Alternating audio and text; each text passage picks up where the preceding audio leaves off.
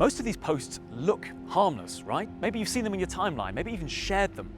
But behind this idea of humans versus nature is something far more sinister. It's a far-right ideology called eco-fascism. Now, eco-fascists don't deny climate change. They're not like other people on the far right. No, they blame people.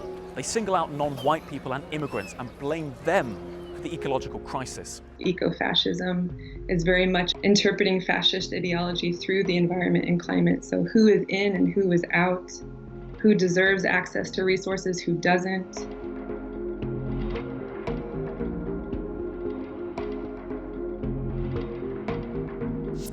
This pandemic, there's been an increase in discussions around climate change and becoming more eco-friendly, which again, nothing wrong with that.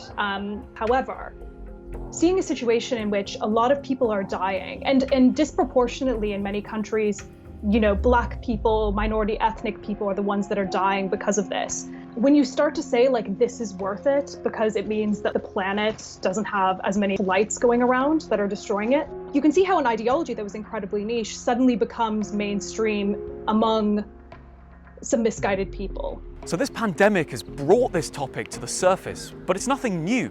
Eco-fascism's roots stretch right the way back into the 20th century. There's a long history and different moments that eco-fascist ideas have existed, have shaped society.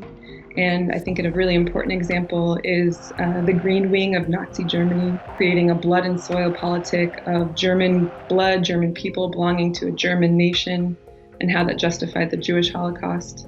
I think this pandemic has really shown that assumption that the climate movement is progressive, is left-wing, that assumption is flawed, because other people, far-right people, are now trying once again to weaponize these ideas, and there's a fight to preserve the soul of the climate movement.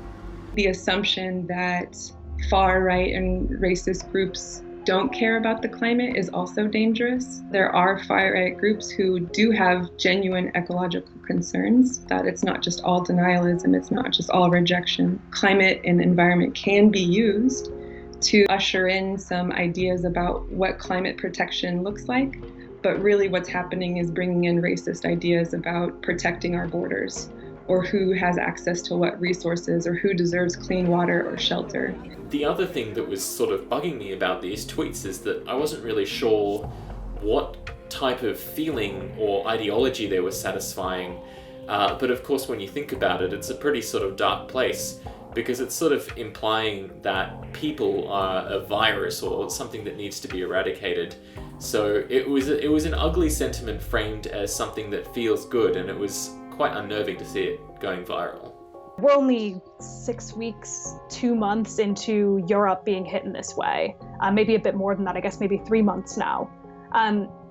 But if this is going to go on for longer, people who do believe those ideologies will be able to capitalize on people sort of mindlessly feeding into something that they've been trying to get to go mainstream for years.